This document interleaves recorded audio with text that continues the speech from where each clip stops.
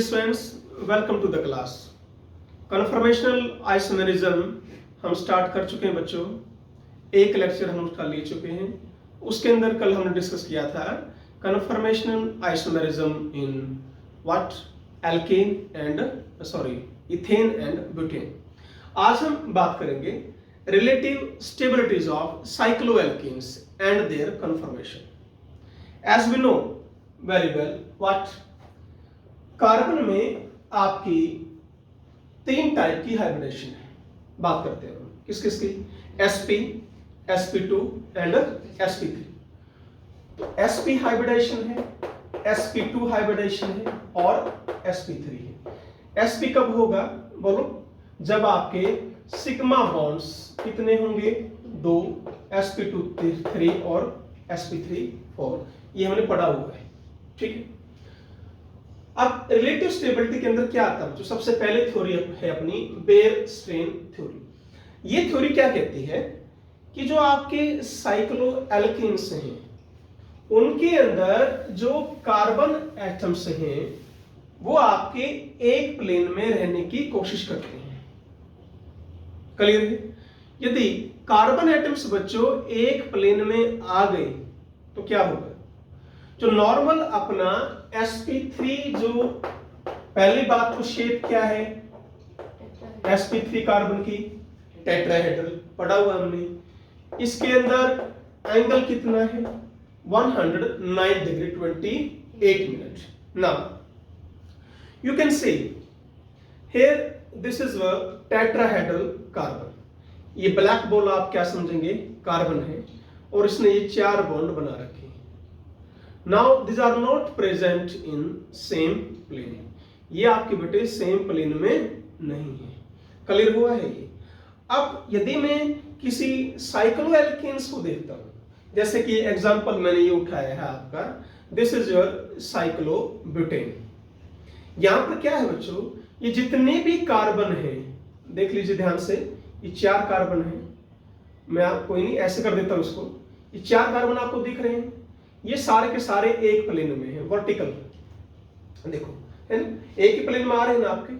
यदि मैं ऊपर से कोई लाइन यूं बेटे ड्रॉ करता हूं, यदि मैं इसको काटूं बेटे तो सारे के सारे एक प्लेन में आ जाएंगे ना, काट सकते हैं इनको।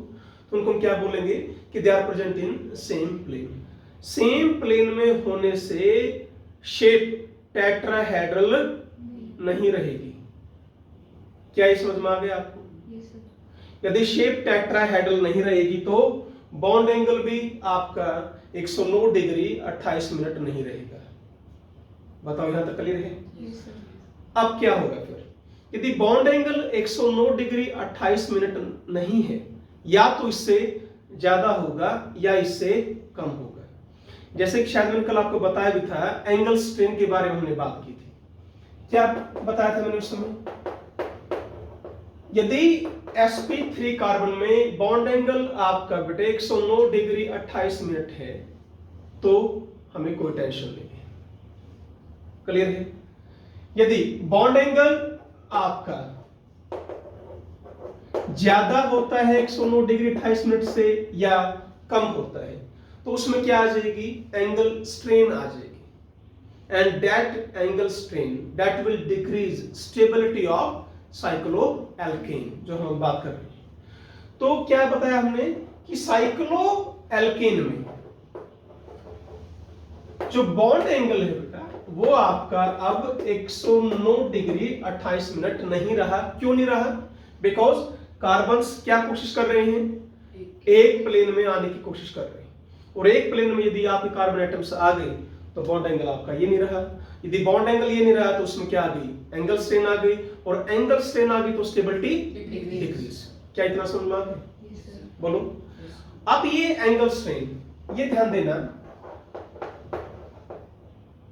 ये पॉजिटिव भी हो सकती है और नेगेटिव भी हो सकती है। मैं बात समझाऊंगा अभी। चाहे वैल्यू पॉजिटिव हो या नेगेटिव, आपको उसकी न्यूमरल वैल्यू देखनी है। क्या देखना है? Numeral value. यानी स्टेबिलिटी जो है वो क्या होगा? Inversely proportional to angle strain. यदि आपका एंगल स्ट्रेन ज्यादा है उस कंपाउंड में, तो स्टेबिलिटी कम होगी, यदि ये कम है तो स्टेबिलिटी ज्यादा होगी। Any doubt? तो अब हमने सबसे पहले क्या सीखना है, how to calculate angle strain in given cycloalkane. Okay, देखिए यदि हम बात करें सबसे पहले साइक्लोप्रोपेन की, साइक्लोप्रोपेन को देखिए, या पहले बच्चों एक बार एंगल स्ट्रेन का फॉर्मूला देखिए, हाफ 109 डिग्री 28 मिनट, ये कौन सा एंगल है आपका, sp3 एंगल है, minus carbon carbon bond angle in cycloalkane. जो आपने साइक्लोएल्केन ली है उसमें कार्बन कार्बन बॉन्ड एंगल क्या है वो आपको देखना है। ध्यान से देखिए, मैंने लिखा है कार्बन कार्बन, ठीक है ना। जैसे एग्जांपल, सबसे पहले लिया बेटे मैंने साइक्लोप्रोपेन। अब ये बताओ साइक्लोप्रोपेन में ये एंगल कितना है, 60 डिग्री। क्लियर? अब एंगल स्ट्रेन हम निकाल सकते हैं 109 डिग्री 28 मिनट्स माइनस 60। बोलो क्लियर कितना?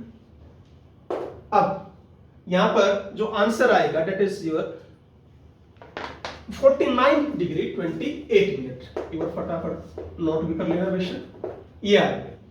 अब सुनो, डिवाइड बाय 2 है, ये मैंने इसमें से सेपरेट कर दिया। अब ये ध्यान देना, ये डिग्री है और ये मिनट है, आपको इंडिविजुअल डिवाइड करना है। 49 डिग्री से करेंगे क्या हुआ, बोलो 24.5 डिग्री, या और यहां प्लस ये कितना है 14 मिनट्स, तब इसको भी डिवाइड किया 2 से, बोलो 0.5 degree is equal to 30 minute. 0.5 degree is equal to 30 minute.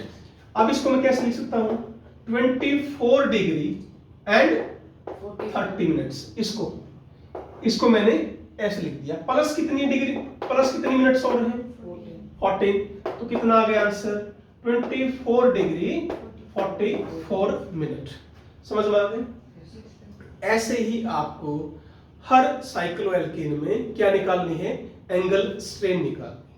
मैं एक और कर देता हूं बेटा, दैट इज साइक्लोब्यूटेन की यदि मैं बात करूं, यहां पर जो एंगल है वो कितना है 90 डिग्री एंगल है, ठीक है।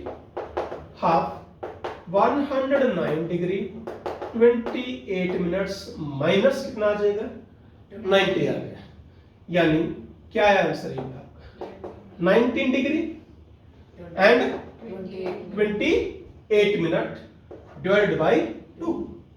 बोलो, ऐसे ही आपको सॉल्व करना है। इसको 2 से डिवाइड करेंगे कितना आएगा 9.5 degree and 40 minutes, that is 9 degree and again 44 minute. ये एंगल स्ट्रेन किस में आई, साइक्लोब्यूटेन में।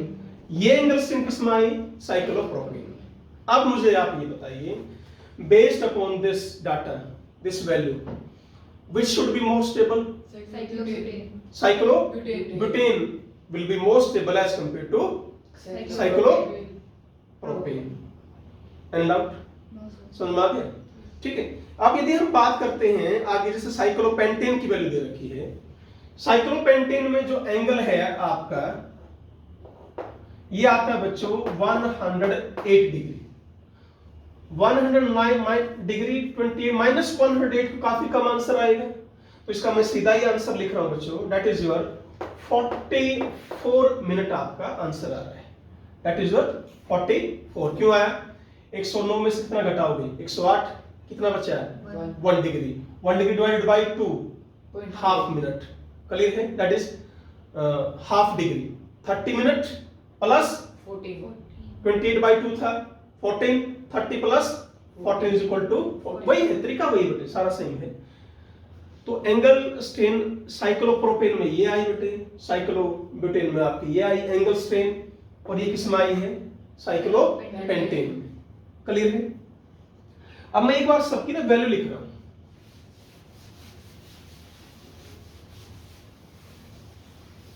यदि हम एंगल स्ट्रेन कंपेयर करें, साइक्लोप्रोपेन में थी 24 डिग्री 44 मिनट, साइक्लोब्यूटेन में थी आपकी 9 डिग्री 44 मिनट, साइक्लोपेंटेन में कितनी आई 44 मिनट। यदि आप साइक्लोहेक्सेन में निकालते हैं तो ये एंगल जो है बच्चों ये आपका 120 है, ध्यान रखना। साइक्लोहेक्सेन में जो इनर बॉन्ड एंगल कितना है 120। जब आप इसका आंसर निकालोगे तो ये आया हुआ है आपको -5 डिग्री 16 मिनट। ऐसे ही यदि आप साइक्लोहेप्टेन में निकालें और साइक्लोहेप्टेन में जो इनर बॉन्ड एंगल है दैट इज 128 डिग्री 34 मिनट है। जब सब्ट्रैक्ट करके आंसर निकालोगे तो इसका आंसर जो आया हुआ है -9 डिग्री 33 मिनट्स। तो ये है बेटा। Now based upon this value stability सबसे ज्यादा किसकी है साइक्लोपेंटेन की, देखो क्योंकि सबसे कम स्ट्रेन इसमें है। भाई आप एक बात बताओ ना, 109 डिग्री 28 मिनट से जितना एंगल दूर जाएगा या जितना एंगल कम आएगा उतनी स्ट्रेन बढ़ती जाएगी, क्योंकि इसका इनर एंगल कितना था 60, बहुत ज्यादा डिफरेंस आ गया तो एंगल स्ट्रेन ज्यादा होगी। आप इसको ऐसे समझ लो, इसमें एंगल कितना है 90, एंगल स्ट्रेन थोड़ी कम हो गई। इसमें कितना था एंगल 108, वैल्यू और कम हो गई। बात समझ में आ गई ना। अब इसमें 109 डिग्री 28 मिनट से ज्यादा आ गया 120, बात समझ में आ गई। तो एंगल स्ट्रेन इसमें भी होगी, इसमें भी होगी और एंगल बढ़ चुका है। तो आप इस तरह भी कंपेयर कर सकते हो, बोलो ठीक है।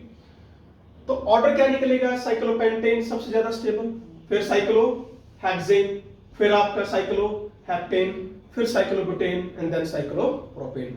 Ignore minus sign, negative sign को इग्नोर करना है। Compare what only numeral value. बोलो क्लियर हो गया। ये थी अपनी बेयर स्ट्रेन थ्योरी। तो इसने क्या कहा बेटे आपको, जितनी एंगल स्ट्रेन ज्यादा होगी किसी भी साइक्लो एल्केन में उतनी ही स्टेबिलिटी डिक्रीज हो जाएगी। लास्ट में रिजल्ट हमारा ये निकल गया। बढ़े आगे। ओके, नेक्स्ट क्या पॉइंट आया कि जब हमने साइक्लोहेक्सेन को किया, उसकी स्टडी की, साइक्लोहेक्सेन की, किसकी बात कर रहे हैं हमने साइक्लोहेक्सेन की स्टडी की। उसकी स्टेबिलिटी ओपन चेन जितनी मिली तो क्या कहेंगे, इसका मतलब उसमें एंगल स्ट्रेन नहीं है।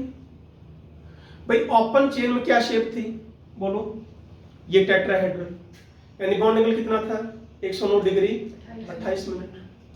हम क्या कह रहे हैं कि साइक्लोहेक्सेन की जब हमने स्टडी की उसकी स्टेबिलिटी कितनी मिली, जितनी लगभग आपकी ओपन चेन जितनी थी। पर बेस्ड अपॉन दिस थ्योरी ये तो नहीं होना चाहिए था, क्योंकि साइक्लोहेक्सेन में स्ट्रेन आ रही थी आपकी, बात समझ में। तो नई थ्योरी हमारी क्या आई, इसके बाद हमने नई थ्योरी पढ़ी सैचेस मोर थ्योरी।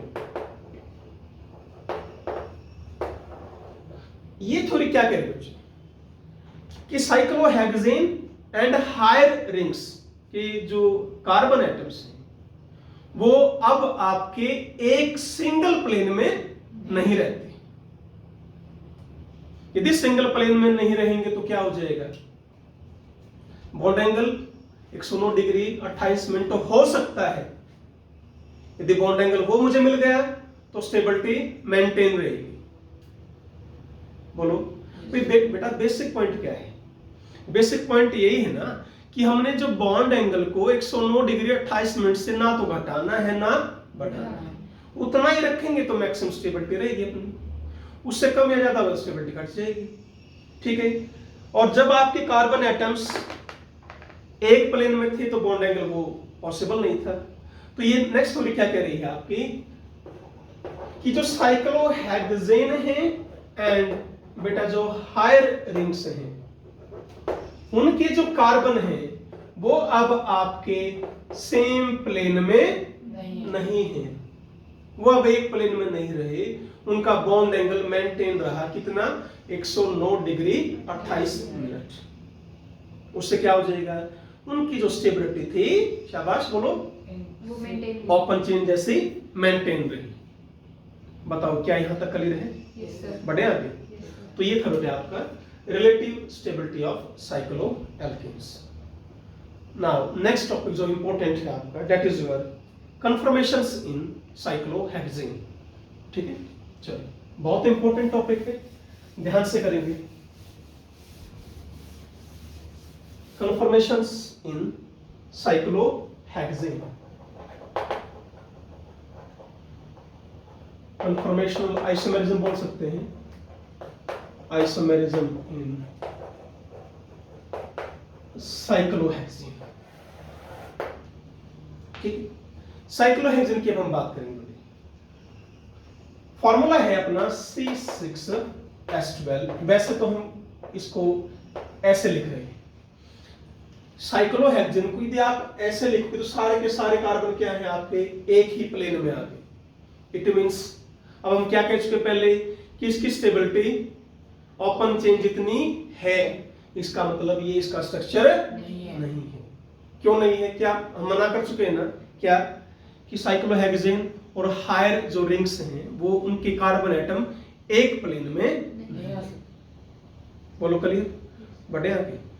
अब सुनो बेटे, जो साइक्लोहेक्सेन है वो आपका अब 4 फॉर्म में मिलता है। जैसे कि मैंने इथेन की या बुटेन की कराई थी, इक्लिप्स, स्टैगर्ड फॉर्म या स्क्यू फॉर्म या पार्शियल इक्लिप्स, जो भी था। ठीक है, तो ये है बेटे आपकी chair form, boat form, twist boat form and last is your half chair form. Cyclohexane in 4 form में मिलता है। ठीक है, तो let us discuss one by one. तो सबसे पहला है आपका चेयर फॉर्म। बनाने का तरीका सीखें। सबसे पहले तो चेयर फॉर्म ऑफ साइक्लोहेक्सेन बड़ा आसान है। इस तरह ये 2 लाइन आपकी पैरेलल होनी चाहिए। ठीक है, मिला। ठीक है, फिर यूं करके बेटा ऐसे ये और ये लाइन और ये लाइन क्या है? पैरेलल है। ये लाइन और ये लाइन पैरेलल है। बोलो। और एक दूसरा तरीका बताएं क्या? इसको ऐसे करो, इसको बेटा हाइपोथेटिकली मिला दिया। फिर ठीक है, और इसको बीच वाले साफ कर दो। नहीं ऐसे आसान है। 2 लाइन इस तरह पैरेलल किया आपने, और इसको क्या कर दिया? ड्रा किया, और इसको इस तरह, इसको इस तरह। तो ये क्या बन गई आपकी चेयर फॉर्म बन गई। कैसे? यहां बैठ जाओ, यहां इसके पीठ लगा लो, यहां टांग कर लो, तो क्या बन गई? Chair form. इसलिए चेयर फॉर्म बोला है। ऑब्वियसली इसकी शेप कैसे? आप कुर्सी जैसी नहीं है क्या? बताओ ना, चेयर है कि नहीं? हेलो, सारा लाग गया ना, बैठ गए थे आराम से, तो क्या बन गया आपकी चेयर फॉर्म। अब मेन क्या समझना बेटे आपको, देखो अब यहां पर आपके 2 टाइप के हाइड्रोजन हैं। गिव मी कलर चौक, रेड देखो, बस देखो यहां पर आपके अब 2 टाइप के क्या हैं हाइड्रोजन्स, 2 टाइप के। कैसे? ध्यान से देखें। रेड पेन से मैंने यहां जैसे स्टार्ट किया, इसको कार्बन नंबर 1 मान लिया। ठीक है, फिर 2 3 4 5 6 इसको इस तरह मान लिया। ठीक है, आपकी मर्जी है 1 2 3 4 5 6 मान, कोई दिक्कत नहीं। अब सुनिए बेटे, क्या किया मैंने? डाउन। ठीक है, नेक्स्ट कार्बन पर पहुंचो, यहां चले जाओ, डाउन किया, नेक्स्ट कार्बन सेकंड, क्या कर दोगे? अप। नहीं समझ में आया? थर्ड पर पहुंचे तो डाउन, 4 पर पहुंचे तो अप, 5 पर चले तो डाउन, बोलो 6 पर पहुंचे तो थोड़ा सा आप इसको ना कोई नहीं कर लीजिए, ये इस तरह आ जाएगा अप, बोलो। जो ये मैंने ड्रा किए हैं बेटा, जो वर्टिकल पोजीशन बनाई है, ये रिंग के परपेंडिकुलर है, रिंग के परपेंडिकुलर है, बात समझ गई? तो इनको नाम हमने क्या दिया, एक्सियल हाइड्रोजन नाम दिया है। क्या नाम दिया है? Axial hydrogen. जो रेड से लिखा है हमने, these are all are what, बोलो, एक्सियल हाइड्रोजन्स। हो गए? अब फिर इसी को पकड़ते हैं, फर्स्ट को। इसका मैंने क्या किया था, ये डाउन, तो इसको अप, यदि ये अप कर दिया तो ये डाउन। क्लियर है? बड़ा आसान है, देखो, या यूं करो, ये एक रेड को देख लो, यदि रेड डाउन है तो ये अप, रेड अप है तो ये डाउन, हर एक का। जैसे ये अप है तो ये डाउन, ये डाउन है तो ये अप, बोलो आसान है नहीं? ये क्या कर दिया आपने, डाउन, तो ये अप, ये क्या किया, अप, ये क्या कर दिया, नहीं आया समझ में? तो ये जो पोजीशन है, जो बेटा रेड से हमने शो की है, ये कौन सी है आपकी, एक्सियल हाइड्रोजन, और जो ये व्हाइट से शो कर रखा है, this is your equatorial hydrogens. बताओ समझ में आया नहीं है? Any doubt? अब मेन चीज क्या समझनी है आपको इसमें आगे, जो आपकी, एक बार इसका न्यूमेनन प्रोजेक्शन फार्मूला बना सकते हो क्या? न्यूमेनन प्रोजेक्शन फार्मूला आसान है, डरो मत। जैसे इथेन का बनाया था या ब्यूटेन का बनाया था, ऐसे इसका ही बना सकते हैं। क्लियर ना? अब यदि कार्बन एटम्स देखो बेटा में 1 2 3, ये आपके 4 थे, ये 5 था और ये 6 था। अप साइड कौन से कार्बन है, अप, सेकंड अप, बोलो, and fourth up, sixth up. नहीं समझे? मैंने बात की किसकी, कार्बन की, ध्यान दो भाई। जो कार्बन ऊपर की तरफ कौन कौन से हैं, ये देखो भाई, इसकी चोंच ऊपर की तरफ गई ना, तो कौन सा हो गया, अप। ये कहां गया, नीचे, तो डाउन। ये कहां गया, अप। ये कहां गया, डाउन। ये कहां गया, अप। वही है।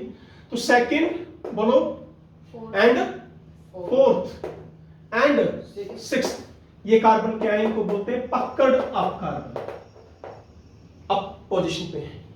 और फर्स्ट देखो डाउन की तरफ, देन थर्ड, एंड देन क्या, पकड़ डाउन कार्बन। बोलो, नहीं आया समझ में?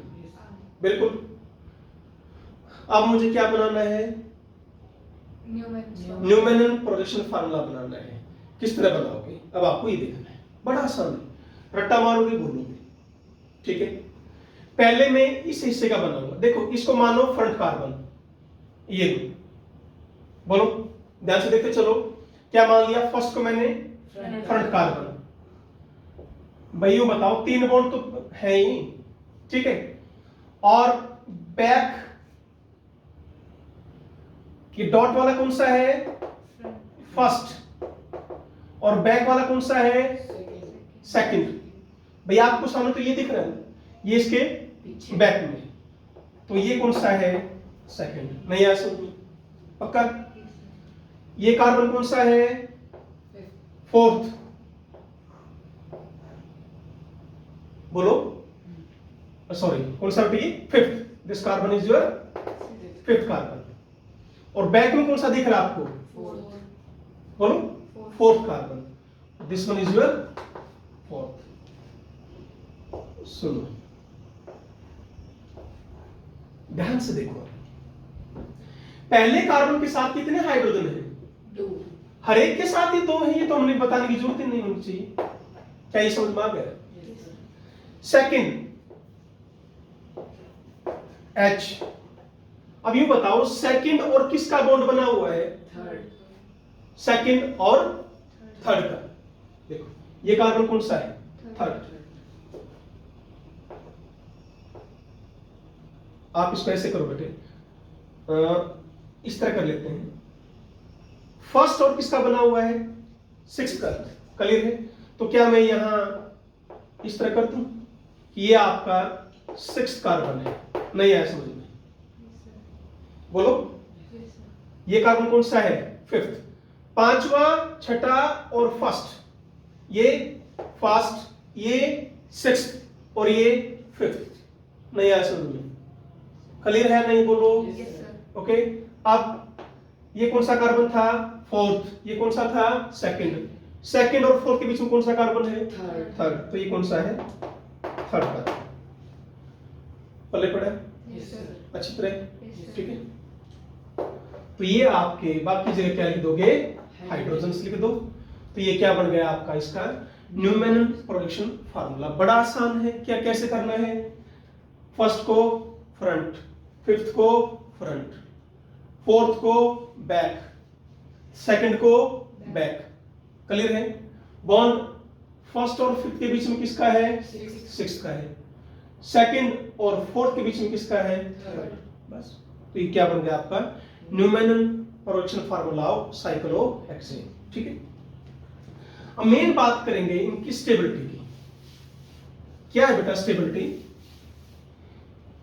सबसे इंपॉर्टेंट पॉइंट अब ये जो आपके कंपटीशन में आते हैं, जो इक्वेटोरियल पोजीशन है बच्चों, ये आपकी this is more stable then axial position. That's the main point. Equatorial position क्या है? ज्यादा स्टेबल मानी जाती है। किससे? एक्सियल पोजीशन से। क्यों मानी जाती है भाई? क्या होता है बच्चों, ये जो हाइड्रोजन है, एक एक्सियल पोजीशन, इनके साथ इनकी क्या लगती रहती है? रिपल्शन है, स्टीरिक हिंड्रेंस है। ये तो रिंग से बाहर चले जाते हैं। कौन? इक्वेटोरियल रिंग से बाहर है बिल्कुल, उनका रिंग से कोई लेना देना नहीं। बात समझ में आ गई? अब ये क्या है बेटा? ये है तो परपेंडिकुलर, पर इनकी आपस में स्टीरिक हिंड्रेंस होती है, थोड़ी सी टक्कर होती है, तो उससे क्या होगी? रिपल्शन हो जाएगी। तो एक्सियल पोजीशन थोड़ी सी कम स्टेबल होती है एज कंपेयर टू इक्वेटोरियल। आसान शब्दों में क्या कहोगे कि इक्वेटोरियल पोजीशन पे कोई भी स्टीरिक हिंड्रेंस नहीं है, वो बिल्कुल रिंग से बाहर है। एक्सियल पोजीशन पे एक एक्सियल पोजीशन दो एक्सियल पोजीशन से टक्कर लगती है बेटा इसकी, इसलिए इसको बोलते हैं 1-2 diaxial interactions. 1-2 diaxial interaction. बात समझ में आ गई? पक्का? तो यहां पर क्या समझाया मैंने? Equatorial position is more stable then axial position. Any doubt? बढ़िया। अब मान लो बच्चों क्वेश्चन आ गया कि मिथाइल साइक्लोहेक्सेन का स्ट्रक्चर बनाओ। क्या पूछ लिया? Methyl cyclohexane. ऑप्शन दे दिया गया मान लो आपको, भाई एक ऑप्शन ये है, एक ऑप्शन ये दे दिया गया, तो बताओ कौन सा आंसर है? फर्स्ट। बोलो। फर्स्ट। नो नो बेटे, first is axial, axial. Second is equatorial. क्या बताया है? Equatorial position is more stable then axial position. So answer is this is not your answer. नहीं यार, समझ क्लियर है? नहीं पक्का? आगे बढ़ूं? तो इस चीज को ध्यान दें। यदि आपका कोई भी अलग ग्रुप है, कोई भी H को छोड़ के और कोई ग्रुप आ जाए, तो साइक्लोहेक्सेन क्या ट्राई करेगी? किस में रहने की ट्राई करेगी? इक्वेटोरियल। वो जो ग्रुप है क्या ट्राई करेगा? इक्वेटोरियल पोजीशन पर जाने की ट्राई करेगा। अब इसको समझो एक बार। तो प्रोसेस जो है हमारी वो है बेटा एक रिंग फ्लिपिंग। Ring flipping. इस रिंग फ्लिपिंग में क्या है? एक चेयर फॉर्म दूसरी चेयर फॉर्म में कन्वर्ट होती रहती है। जैसे कि आपने अभी ये बनाया,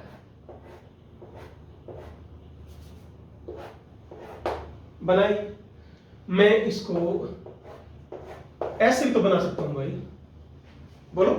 वो भी तो चेयर फॉर्म है भाई। फिलहाल यहां बैठे थे, यहां पीठ लगा ली, इधर आपके पैर आ गए, तो अब क्या करो, यहां बैठ जाओ यार, यहां पैर लगा लो, है तो ये भी चेयर है भाई, दोनों दोनों चेयर है ना।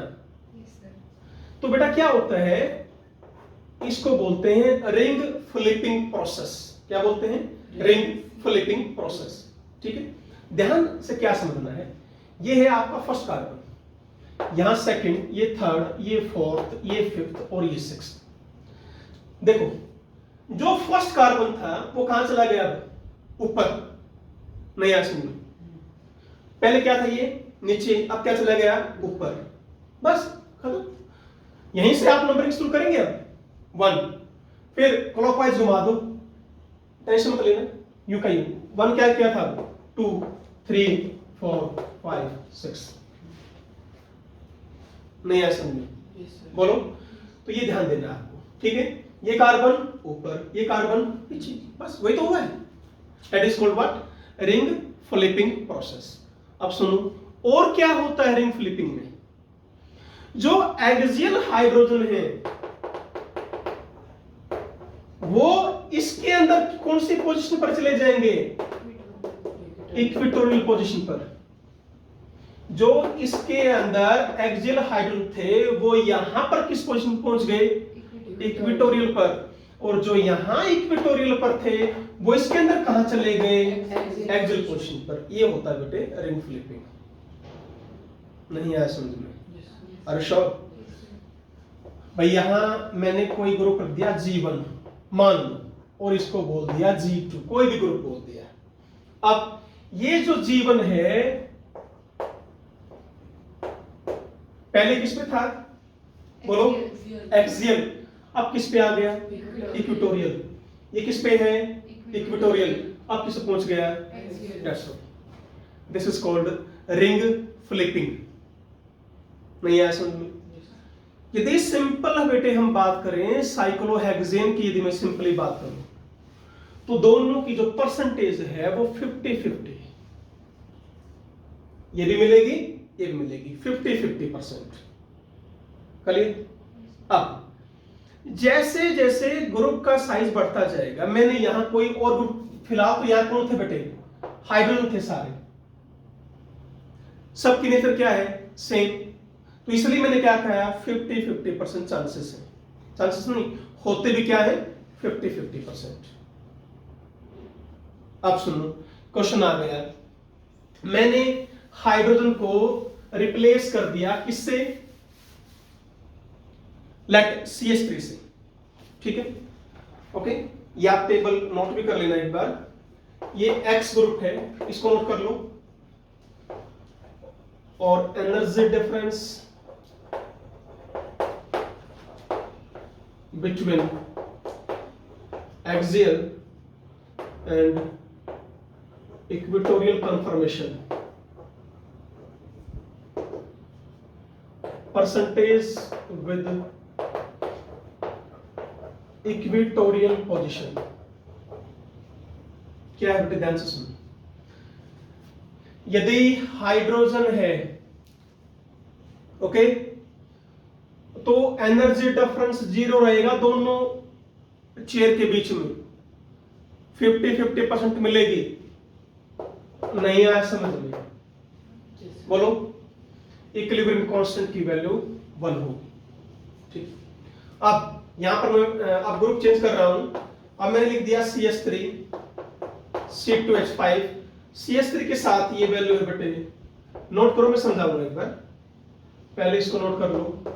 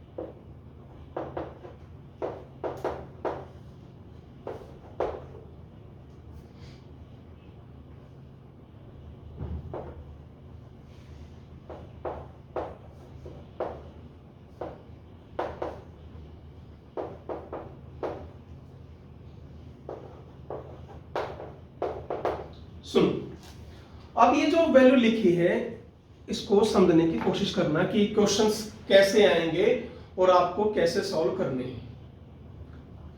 सी है, ध्यान दो, जब हाइड्रोजन था तो दोनों की परसेंटेज 50-50 है। ये मैंने किसकी लिखी है, परसेंटेज किसकी लिखी है, इक्वेटोरियल वाले की लिख दी। बात समझे? अब जैसे ही मैंने हाइड्रोजन की जगह क्या लिखा है, एक CH3, तो क्या बताया था मैंने, इक्वेटोरियल पोर्शन क्या है आपकी, more stable then axial position. तो ये CH3 क्या ट्राई करेगा, कहां पर है, ट्राई करेगा कौन सी पोजीशन पर, इक्वेटोरियल पोजीशन पर। तो अब इक्वेटोरियल का अमाउंट कितना आ जाएगा, 95%। बात समझ में आई या नहीं आई? ग्रुप साइज बढ़ गया, C2H5 उतना ही लगभग 95। यहां ग्रुप साइज देखो, आइसोप्रोपाइल 98%, टर्शियरी ब्यूटाइल 99.9%। तो क्या समझे, जैसे जैसे ग्रुप का साइज बढ़ता जाएगा वो क्या ट्राई करेगा कि उसको कहां रखें, इक्वेटोरियल पोर्शन पर। और इस केस में तो रिंग फ्लिपिंग लगभग आपकी रुक ही गई। देख लो ना भाई, आप क्या इक्वेटोरियल कौन से में मिल रहा है, ग्रेटर देन 99.9 है, यानी रिंग फ्लिपिंग ना के बराबर है। रिंग फ्लिपिंग में क्या हो रहा है, क्या बताया मैंने, एक्सियल पोजीशन वाला कहां पहुंचेगा, इक्वेटोरियल पर, और इक्वेटोरियल वाला कहां पहुंचेगा, एक्सियल पर।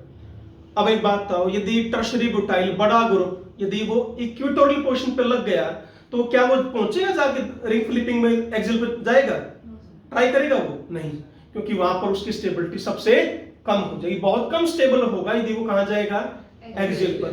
तो कहां ट्राई करेगा, कहां रहेगा वो, सिर्फ इक्वेटोरियल पर रहेगा, एक्सियल पर नहीं जाएगा। उसकी परसेंटेज देखो, ग्रेटर देन 99.9% है। क्या ये समझ में आ गया, बढ़े आपकी? तो ये थी आपकी conformational isomerism, first form, chair form. तो 2-3 और हैं, वो छोटे छोटे हैं, ज्यादा बड़े नहीं है।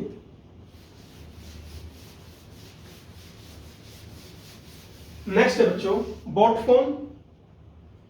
तो मेन जो क्वेश्चन है ना आपके इसी से आते हैं, चेयर फॉर्म से बॉट फॉर्म। ये है आपकी बॉट फॉर्म, देखो, अरे नाव बन गई ना, किसने नहीं है, इसमें क्या नाम दे दिया, बॉट फॉर्म। ठीक है, ओके।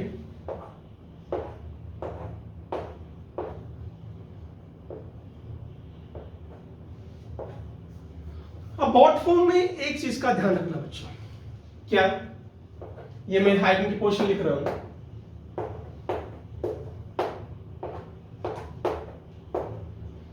बॉट फॉर्म की स्टेबिलिटी चेयर फॉर्म से थोड़ी कम होती है। चेयर फॉर्म में कोई भी एंगल स्ट्रेन नहीं, ध्यान रखना, ठीक है।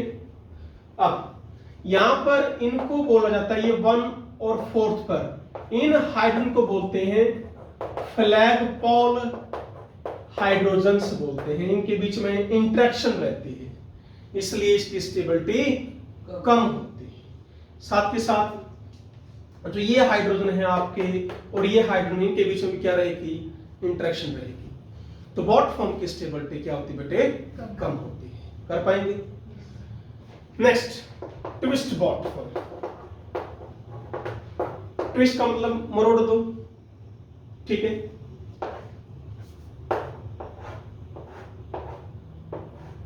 तो ये क्या बन गई आपकी, twist boat form. Twist boat form से क्या हो जाता है, तो ये जो फ्लैगपोल हाइड्रोजन थे ना, इनकी डिस्टेंस बढ़ गई, दूर दूर हो गई, तो रिपल्शन घट गई, तो ये फॉर्म इससे ज्यादा स्टेबल है। नहीं आया समझ में? लास्ट आपकी है हाफ चेयर।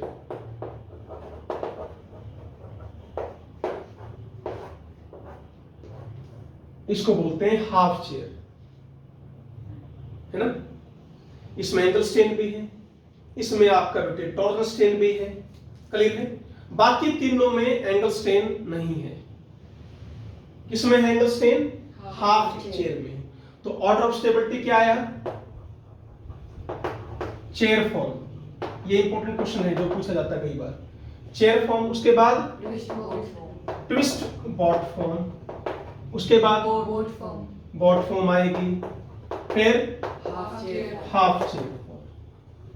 तो यहां से जो क्वेश्चन आता है बेटे कंपटीशन में, या तो ये आता है स्टेबिलिटी ऑर्डर, ठीक है, या फिर आता है कि वो जो मैंने पीछे बताया था इक्विटोरियल पोजीशन ज्यादा स्टेबल है एक्सिल से, भाई इस ग्रुप को ये ग्रुप ज्यादा इक्विटोरियल पर रहेगा या ये ग्रुप रहेगा या ये ग्रुप रहेगा, उसी क्वेश्चन आप सॉल्व कर सकते हैं, ठीक है।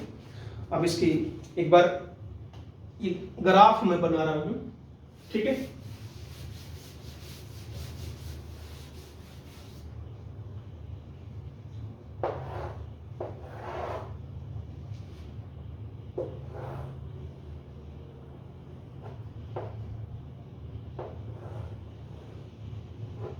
ये बच्चों this is first chair form. वैसे ये आपके कैसे कन्वर्जन होता है ये आपके सिलेबस में नहीं है, कंपटीशन में नहीं आता। ये है सेकंड चेयर फॉर्म, यानी क्या बोलेंगे इसको, रिंग फ्लिपिंग बोलेंगे।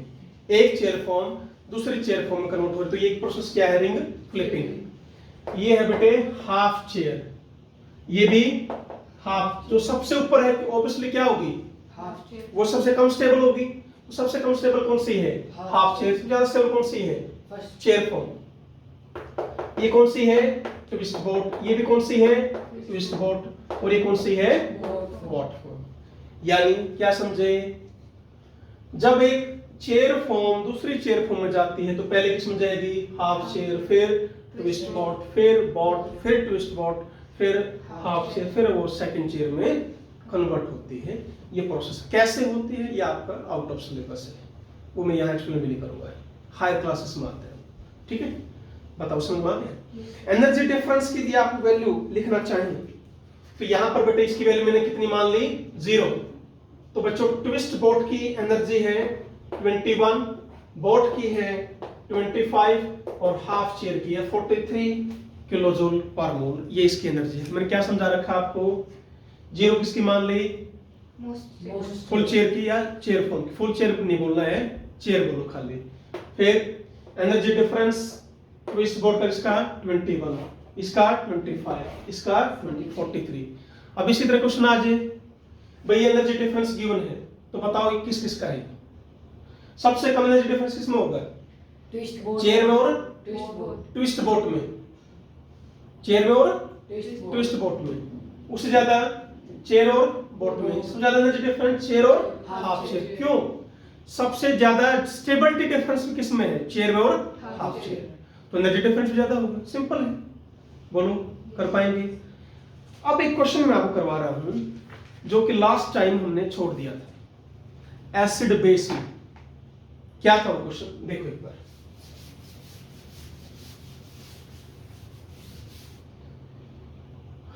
ध्यान हो यदि बेटे आपको, एक ये क्वेश्चन आया था, मैंने बताया था आपको कि इसको हम बाद में डिस्कस करेंगे। बेसिसिटी ऑर्डर का क्वेश्चन था, प्लस आई इफेक्ट बढ़ता जा रहा है तो बेसिक कैरेक्टर बोलो इंक्रीज होता जाएगा, तो ऑर्डर आपका ये आना चाहिए था। पर मैंने क्या बताया था बेटे, ऑर्डर ये है, ये ज्यादा बेसिक है इससे। रीजन, इलेक्ट्रॉन यदि एक जगह है तो क्या बताया था, बेसिक कैरेक्टर ज्यादा होगा।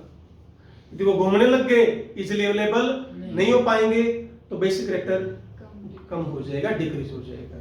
तो साइक्लोहेक्सेन में इसमें क्या होती रहती है, रिंग फ्लिपिंग। तो 6 मेंबर रिंग बन गई बेटा ये। तो क्या होता जाएगा इस तरह,